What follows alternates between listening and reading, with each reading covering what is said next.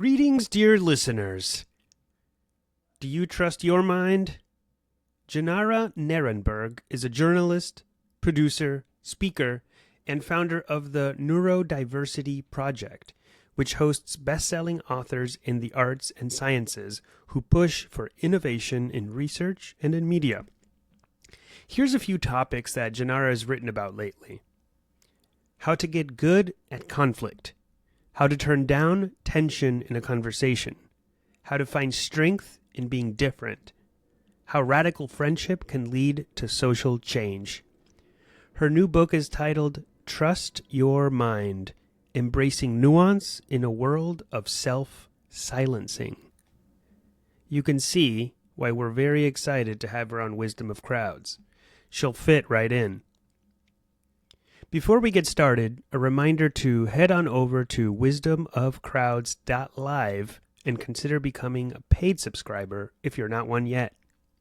You'll get access to, among other things, the whole conversation with Jenara, as well as other subscriber-only benefits. And don't forget to give us a like and a review on your favorite podcast app. With all that out of the way, on to the show.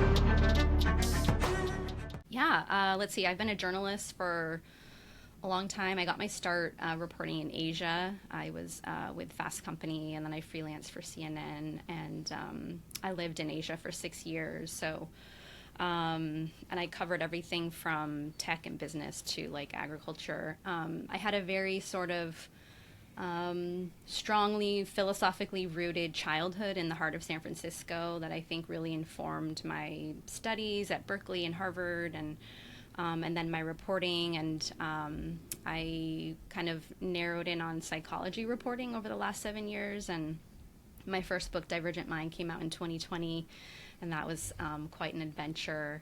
And then, I've got Trust Your Mind out now, and I've been just always very interested in how people relate to one another and engage with difference and make space for difference and all different kinds of difference.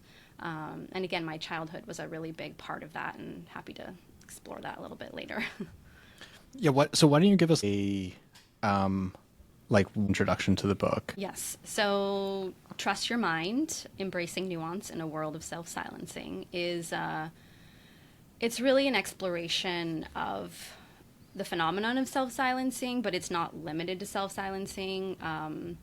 I worked on this book for a few years, and there were actually kind of delays and like starts and delays because there was a lot of turnover in the publishing industry actually, and so I ended up working with a few different editors, and so it became this really interesting opportunity to present an idea, sit with it, marinate on it kind of, and then go back to it. And it ended up just being like this tour through the emotional underwaters, I would say, of the culture wars. It's not really a policy book. It's not even really a political book. It's really about the psychology of groupthink and what happens to people when we get in groups, why we're drawn to groups, how group identity forms, the dangers and beauty of groups.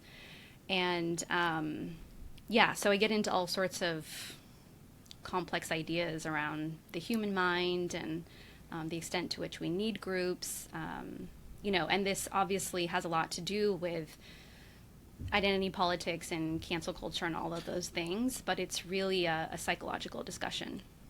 Yeah, so say something like, what is self-silencing? Yeah, self-silencing is, everybody can kind of feel it, right? Like you're in any setting, whether it's a classroom or a relationship or a friendship, and you kind of might feel the inclination to say something, but you kind of like clam up or you kind of quiet down on something. That's really what it is. And so, like, in your evaluation, do you think of that as always a negative phenomenon, or are there times when like Shadi hasn't said anything on this podcast yet.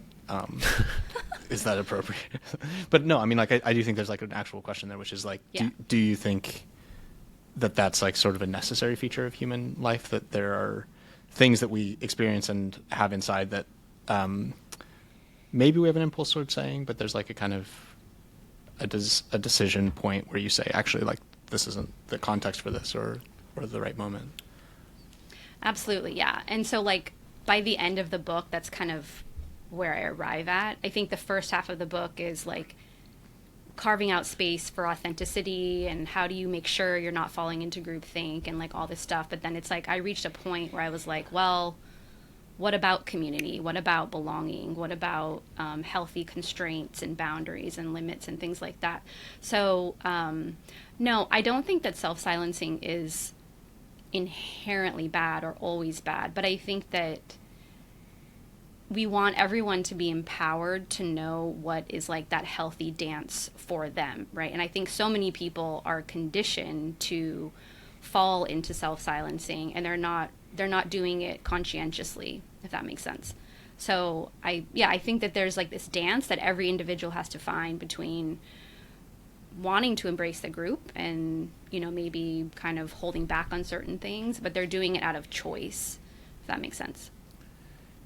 Yeah, so I think just to jump in on some of the broader context, I think that we're in a very odd political moment, and I sort of alluded to this earlier, that for a lot of us, it seemed that cancel culture and self-silencing was primarily a problem on the left.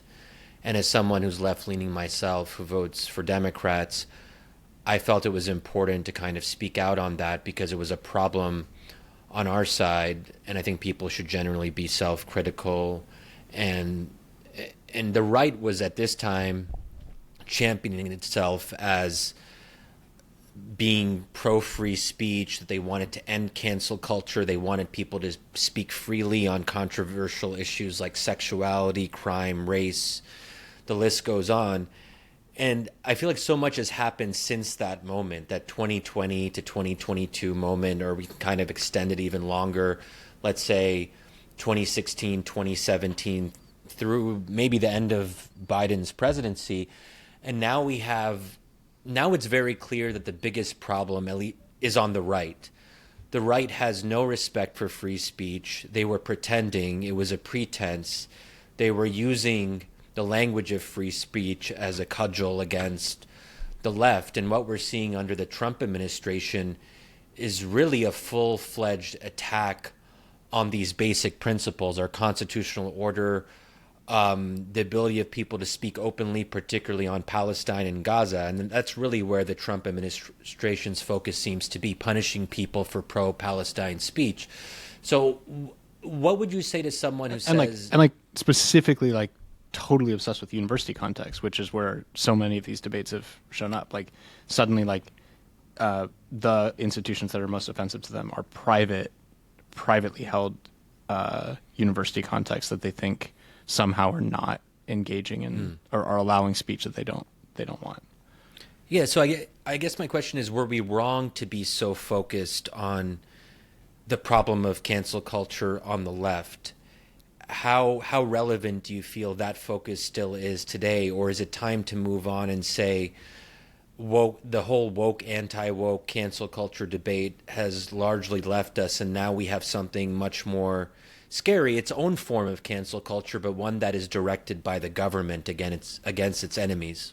One is like literally using the power of swords. Like, it's kind of fascinating, like the degree to which that kind of monopoly on violence, you know, pulling people off the street specifically for like op-eds that they published or showing up at a protest that they didn't like. Yeah, I think this is such an interesting moment to dive into these topics, and it's such a necessary conversation. It's really tricky as an author because I actually wrote most of this book during 2022 and 2023.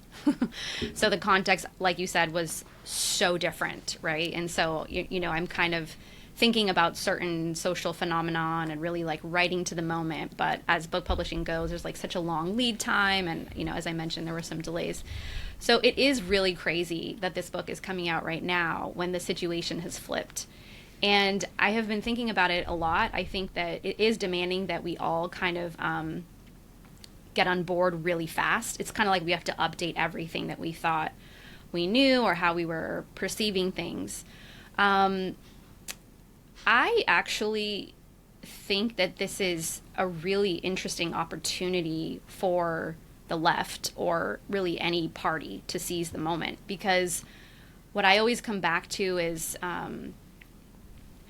my book and my thinking is really about how do we see each other as human again, right? And that's where I think that we went wrong with this sort of excessive focus on labels and categories and checkboxes. I do think that some of those early movements started out well and strong and had really good intentions, and I think many of us really championed them. But I think many of us also started to sense like this is not really feeling like it's mirroring its original intentions or values, right? And so I think I do think that this is an opportunity for the left to kind of be like, okay, how do we strip away all of these excesses, right? We had this really excessive focus on identity politics and kind of seeing each other through these various categories. If someone could come in and kind of make a play for just seeing each other as human, or even embracing, it's so funny, I'm starting to see articles like introducing pluralism as this really grand idea that nobody's ever heard of. Yeah. But it's like so basic. I mean, I'm a millennial. You guys seem like you're millennials. I think Yep. so many of us grew up with just very basic pluralist ideas in our classrooms. I mean, I was a public school kid. These ideas were so basic to us. So it's like, maybe this is a moment where we return to some of that, and whoever can really seize that and kind of reinvigorate that narrative is going to be the winner in all of this, and then we won't even have to have this conversation. I don't know. What do you guys think? Yeah, but it sort of goes against human nature a little bit. That's the problem. I mean, this idea that we can treat other human beings solely as the individuals that they are, and to have this very contextual approach to the people we interact with, it's lovely, and that's how I try to live my own life. But it's a really big ask, especially in a polarized political moment, to tell people that you shouldn't care about what team you're on, that you should look at the other side with a generosity of spirit without condemning them or judging them. I think all of that's become harder now, even for someone like me. I've been all about trying to understand where the grievances of Trump supporters come from and trying to steelman pro-Trump arguments so we can understand where these ideas are coming from. But even I'm facing the limits of my own principles here, because at some basic level, you look at the other side and you say to yourself, they're actually really bad. They're worse than I thought. And I'm not talking about Republicans writ large here. I don't want to do like a deplorables thing.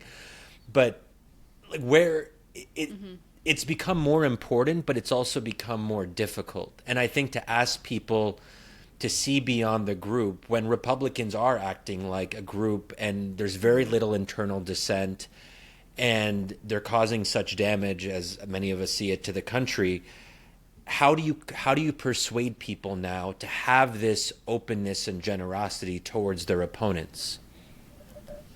That's a great question. I mean,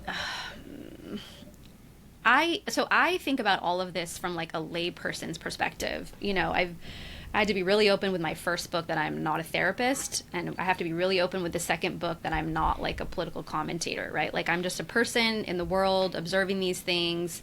I kind of like, I tend to notice patterns and I feel things kind of deeply, and so I'm just like putting it all on the page, right? And so I do believe that like human to human, neighbor to neighbor, it's completely possible.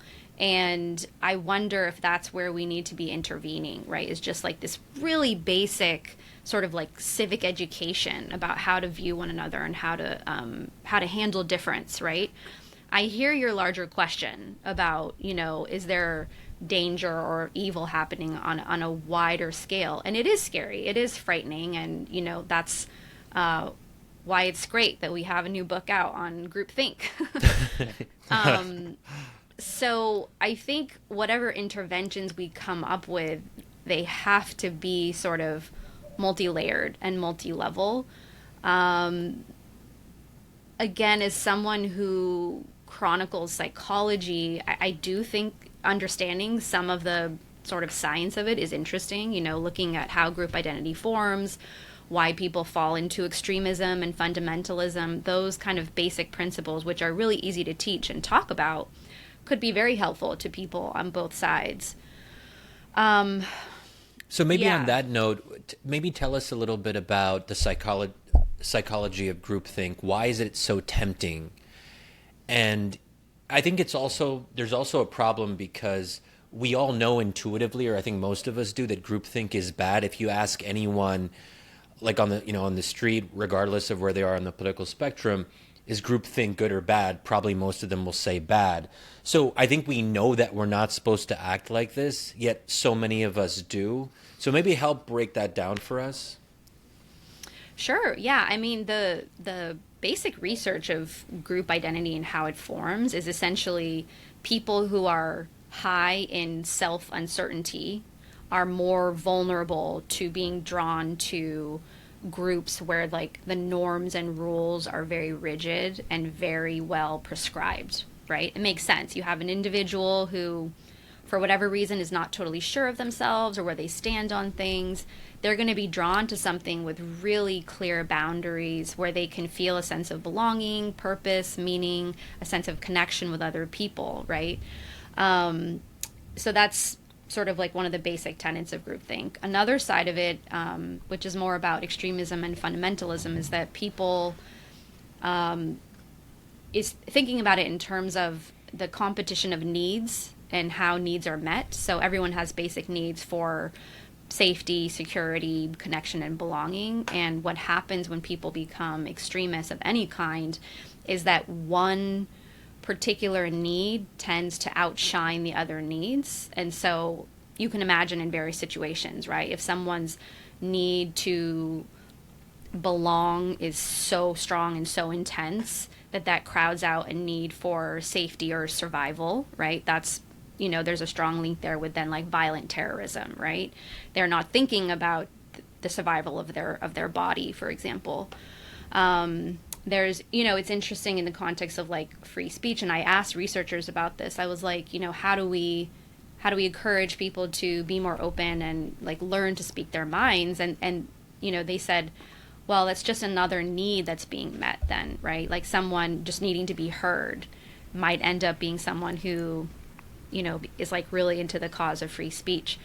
So those are some basic ideas to work with. So I mean, the book itself and even the title has like a kind of normative feature, which is like you're telling, like it's an imperative, trust your mind. So like run that through for us a little bit. Like, why do you think is that always a positive good? Should you always trust your mind? Why should you do it? What is the force of this? Why do you think it's a good thing? Like answer some of those kinds of questions. Yeah, totally. There was a lot of discussion about what to name the book. We had to have mind in there somewhere. And I went with Trust Your Mind because in some ways it's provocative and in some ways it's aspirational, right? Like you definitely should not trust your mind all the time. Like basic psychology shows us that, right? Like we're subject to all sorts of convincing and ideological beliefs and negative, inner talk and things like that. So it's not that you should always trust your mind. I think trusting your mind is a place that a person can arrive at once they've really learned and empowered themselves how to become a better critical thinker. That's kind of the journey of the book. I had to learn actually a lot of this myself. I grew up really religious actually, and there was a lot of emphasis on harmony and social harmony and always looking out for people and really beautiful beliefs, but I didn't see a lot of opposition and debate and disagreement. In my schools in San Francisco, we didn't have debate clubs and things like that. So I had to go on this journey and really learn how to sit with disagreement and get comfortable with conflict and things like that. So trust your mind is sort of like the end goal in a way, if that makes sense. I mean, so this like gets to like basically like two questions I had about the book. One is the political one, which Shadi kind of alluded to, and I think we can come back to. The other is like a philosophical one, which is like, why? Like, why should you trust your mind? And like, there's like a long tradition, you know, like Kant has like this very strongly, where he thinks like the prior way that society trained you was to accept things from authority from outside, but actually the kind of like a good human life lies in sort of being resistant to those claims to authority and then just going your own way, like having the kind of unfolding of your own rational faculties. And then it turns out that you build community because other people also have these rational faculties, and you can have this kind of identification between them. I mean, in that tradition, the defense of it seems to be, on the one hand, there's like a negative one, which is like, if you hand over your agency to authority, you're losing something important. There's sometimes like an epistemic one, which is like, if you trust your own reason like this, then you can see the real world instead of being deceived by these kinds of petty superstitions. And I think, you know, that one's like one that you get in the free speech debates a lot. So it's like, hey, we need these communities where people are arguing openly, are able to kind of explore idiosyncrasy. Why? Because that's how you make progress. Like, that's how, like, the community of disagreement will gradually like land on the truth, and we discover the wisdom of crowd and blah, blah, blah. I'm pretty skeptical in a certain way that that's how minds work. And maybe you and I can like talk about that a little bit, but I think there's at least like a strong strand that thinks the best way to understand the world is through independence or individuality. And the greatest threat to it is group conformity. So like, how much of that kind of like Enlightenment defense do you want to keep versus like be a little bit unsure about? Those are good questions. This is the troubling feature of philosophy.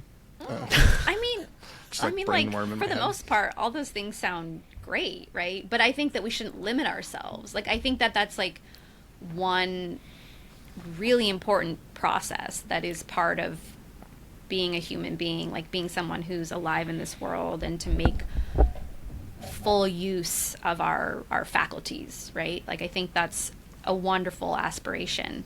Do I think that's the only aspiration? Definitely not. And again, like halfway through the book, I was kind of like, wait a second. Like, I don't want to become obsessed with the individual and independence and individuality. Like, that's actually not at all how I grew up or how I was raised or like what I actually think, right?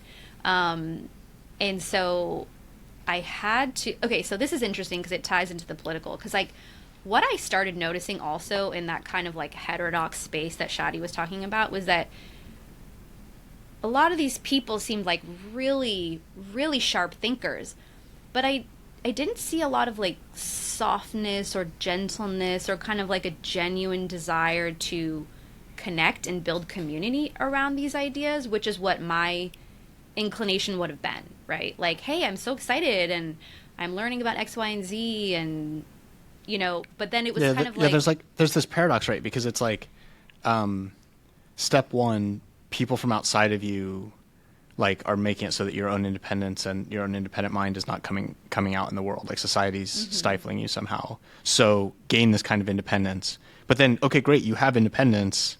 Right. Then what? And like you, yeah. So like, one of, a philosopher that I know, Agnes Callard at Chicago, has a line where she says, the reason to keep an open mind is so that eventually it can close on the truth.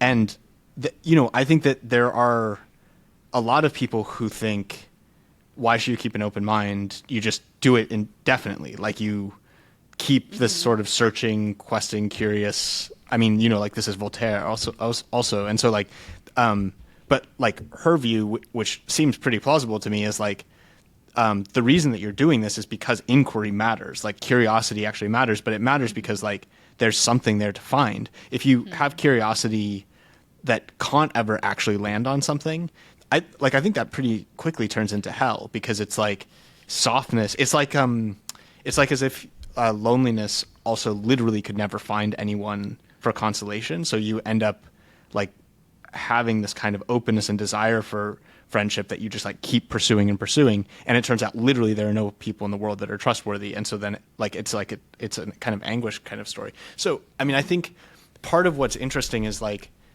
when I think about this topic, the question about community versus individuality and like which side are you on, it seems like you have to say like neither or both. Like if you try to like rip them apart in some way and then like stand on one or other side of the line, you just get these like absurd paradoxes that show up. I think, but I don't know how you like. It sounds like as you were working through the book, like that's like exactly the kind of thing that like started troubling you. Yeah, totally. Because I think, yeah, I mean, I think I already kind of said it, and I feel like Shadi wants to say something, but yeah, you want to jump in? How much do you trust your mind, I'll just maybe add something here and challenge the premise a little bit more. I'm skeptical of the idea that truth is the goal or should be the goal, and truth. First of all, truth is itself subjective, and even if we think we found the truth, it doesn't mean it is actually true. And this is the danger of trusting yourself and having a very self-oriented version Shadi, of this. Yep. You think the truth is subjective? We've never argued about this. Well, like, what do you mean by that? Like that? Do you mean that a lot of people think they've found the truth through a process of inquiry? But it's one opinion among many, and there's no reason for us to kind of privilege their discovery of this. Right. We have competing truths by definition. Now, I believe that my own truths, say my belief in God, I don't believe that's relative. I believe that Islam is true. I don't believe that's relative, but at the end of the day, I have no way of proving that. And do you mean subjective or do you mean provisional? Like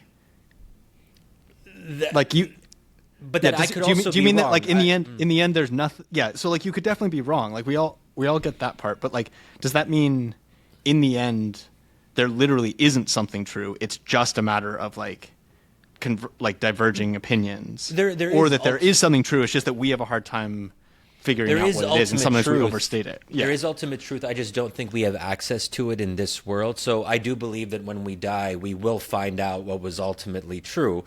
The Muslim version of the afterlife will be true, or the Christian one, or the Jewish one, or there'll be nothing at all, and then we'll all know at that point, and then the debate will be resolved. I just don't think there's a way to resolve these debates ahead of time. Mm-hmm. That there's a kind of delayed judgment there. One of those people, like assuming that it is one of the things that someone in the world kind of thinks, did actually understand the truth, depending on which of those ends up being the case. Like imagine that the sort of Jewish vision of the afterlife ends up being correct. Like there are people who would have like been maybe not like fully grasping it, like it's not totally in your hands, but like they are somehow like attuned to it. I mean, it could just be like a random accident that they happen to think the same thing and there was no connection between how they happen to think it and the fact that it's actually the case. But like more plausibly is that like what ends up being the case, there's some causal connection between. Yeah. Okay, let me take it from a little, I see what you're saying. Let me take it from a little bit of a different perspective. Because, Jenara, in the book, you do talk about the importance of people who grew up in religious communities for them to find themselves and to seek alternative explanations, and that if they're self-silencing because they're part of a strict religious community, they should free themselves and search for the truth wherever they may find it. I just wonder if that is always going to be the right choice for people, that there is an argument that ignorance is bliss, that staying with what you know is better than going into the great beyond, where you open up all these questions and all these choices. And we know that unlimited choice can be not good for you, that it's depressing to be faced with all of these options and to not know which one to take, or you choose one of them, but then you end up being unhappy with your choice because you wonder about all the other courses your life could have taken. And even you acknowledge in the book that leaving religion can be bad for your health, that it takes sometimes several years to recover, and that people who leave a religious community are much more likely to face depression and other health-related symptoms. So with that in mind, I mean, you do say that in the end it's better because you get to something better eventually after many years. But maybe for a lot of us, we don't want to go through all that tumult and difficulty, and we can just stay with what we know. So there's a lot there, so feel free to take that where you will. Yeah, it's great. I really appreciate the prompts, and it's again, it's really funny, like as an author, like you go on this journey, right? And the book is like a stamp, like it captures something that you were thinking at that time. And in this case, it was like 2 or 3 years ago. And I have been thinking, I was like, oh, I think when the paperback comes out, I'm going to actually put a little note in there about religion specifically, because just as I was kind of having these realizations about, you know, the importance of community and belonging in groups and how do we work with some of the positives, like towards the end of the book, just recently I have been thinking a lot more about religion, actually. So I think there's a lot to be said. I don't think that I argue that people should free themselves of religion. I don't think that's like an argument in the book. It's more like if that is something that somebody wants to do, like here's how to get comfortable with that, and here are some things to expect along the way, and you know, yes, here are some positives of doing that, like you get to exercise these different faculties outside of, you know, really sort of strict ways of believing or speaking. So I think the value of religion is a really big topic. I think that having been raised in a Middle Eastern faith as well, I was raised Baha'i. My father was Jewish and my mother was Baptist, and they converted to the Baha'i faith. And my stepmom is an Iranian Muslim, and my husband is a Nepali Buddhist. So, like, for me, this is normal for me to be like just completely immersed in difference. And again, going back to my childhood in San Francisco, this was just the norm, like lots of multiracial, multi-faith identity in the mix, right? And I think there's so much beauty there in terms of the community that it provides, in terms of the sense of connection. And I definitely experienced, and I still experience, to be perfectly honest, like there's a kind of loneliness outside of that. At the same time, there was a little bit of there's also a loneliness when you stay in a group that doesn't feel authentic, right? So I think it's like, I love that. Yeah, that's totally true. I always just say it's like every individual's path is different. Like for some people, the ratio of variables is going to mean staying in the group is the better choice, and that's fine, right?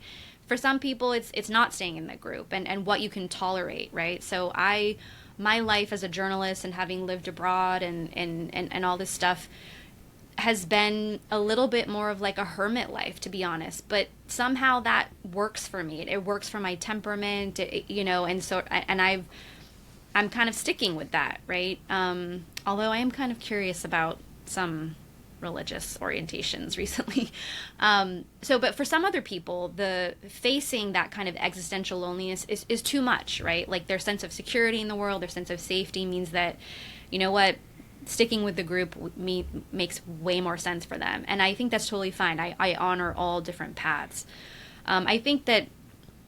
Well, let me ask you this. How do we know what we want?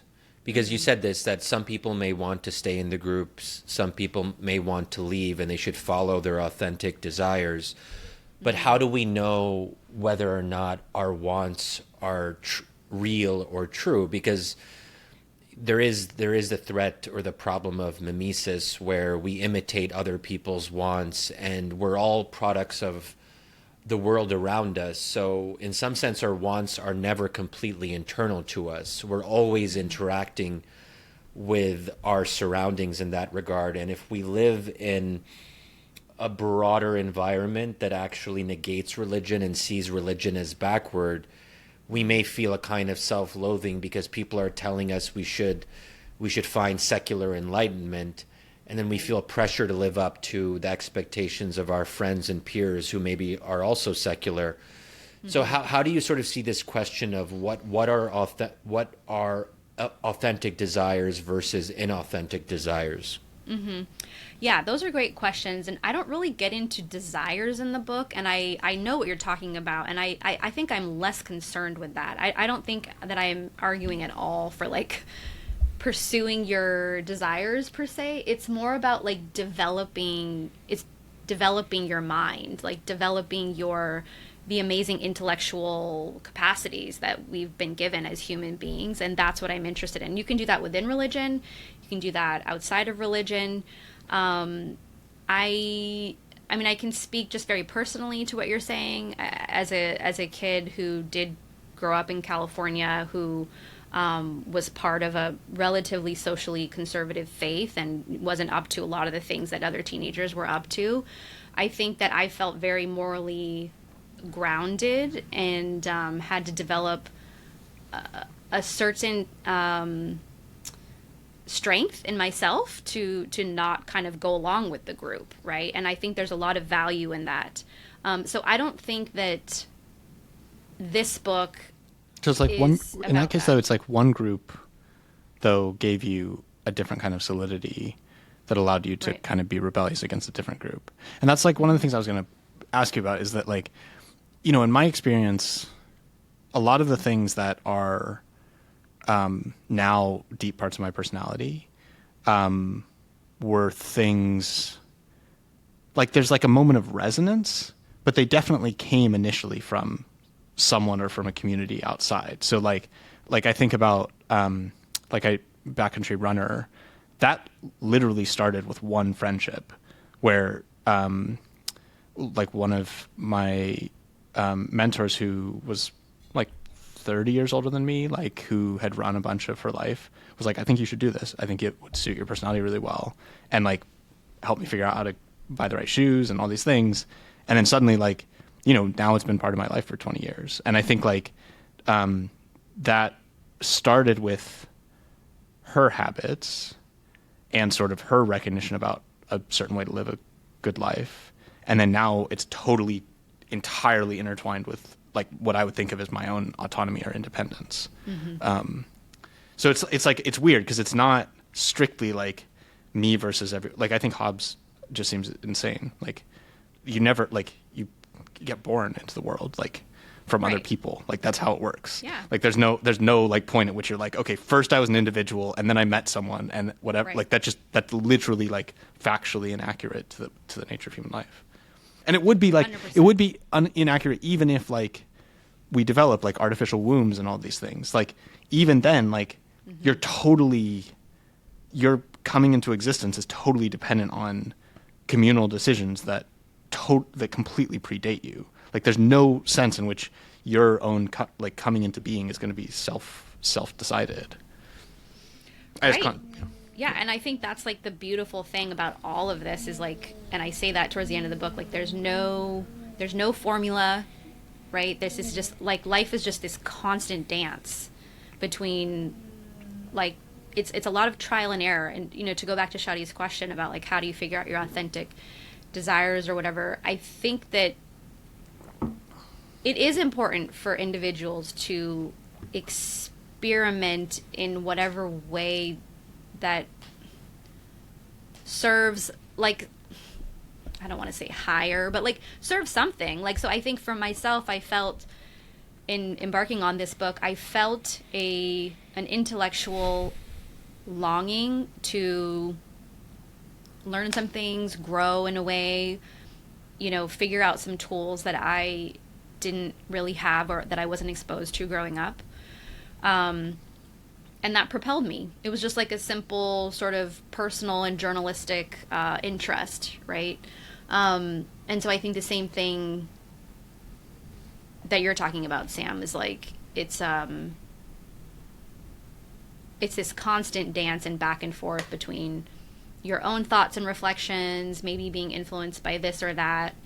And I think that, you know, Shadi, you were saying like for you, there's some people who maybe don't want to experiment, or they're very happy within like a certain religious setting. And I think that's like amazing if people have found the thing that works for them, and they're sort of like broad range within that, and they're comfortable with that that spectrum of whatever you need as a human to be happy. I think that's like fantastic. I think that not everybody has that, and so I think it's important to kind of set off into the world, like in whatever way, you know. Yeah. Can we talk? So I'd love to come back to the conversation that we started at the beginning, which is like about the politics side. So there was a nice piece in New York Mag that that our editor Santiago found earlier this week by Ross Barkin about how weird the trajectory has been for the kind of heterodox like people from 2020, and like how wrong-footed a lot of them are now. And in particular, it was kind of pointing out how difficult so you have some who maybe like Chris Rufo, who just like directly decided to affiliate with Trumpism. So like they start with being upset or feeling on the outside of the sense that in 2020 there was like a kind of left cancel culture, and start critiquing that heavily, but then argue for free speech, but then now just like are completely collapsed into the new political regime. But then there are others, I think like Shadi's actually in this category really strongly, where signed the Harper's letter, but then have maintained like a pretty principled free speech stance, especially as it's come down to Gaza protests and so on. But then what Ross is pointing out is that in relation to probably the largest faction, people like Barry Weiss, they are sort of like Trump curious, but don't want to affiliate exactly, and will sort of publish like one-off critiques of certain of the more authoritarian directions that Trumpism is going, but then just find themselves like kind of intellectually empty or sort of unsure where these principles actually go. It'd be really interesting to think with both of you, like, wait, how did we get here? Like, I don't think that I totally understand this trajectory. Like, the battle lines in 2020 kind of made sense to me, and now the kind of idea that like you would feel really uncomfortable with Trumpism and so want to develop something different, but like how these lines flipped and what they mean seems really confusing to me. Well, Sam, isn't one of the lessons here that it's really hard to hold on to principles and to be consistent about them, and that most people who talk about being free speech, about being pro-free speech, what they really want is free speech for their own preferred opinions. They want to be able to speak. Yeah, and they want less free speech for the people they don't like. Again, that goes back to, right. Yeah, keep going. But it's about ultimately group identity takes precedence. That the group matters more than anyone's presumed commitment to certain ideals.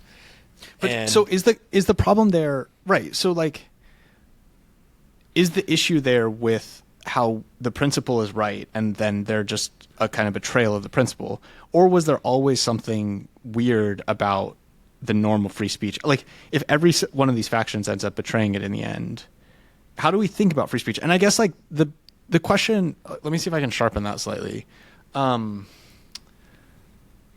But look, I'll even admit myself, inevitably, I'm less enthusiastic about free speech that goes against things I really care about. I mean, I try to be self-aware. What's an example of that? That's it for part one, dear listeners. There's a lot more where that came from. If you're not yet a paying subscriber, please head on over to wisdomofcrowds.live and become one. Help support our work. Hope to see you in the bonus.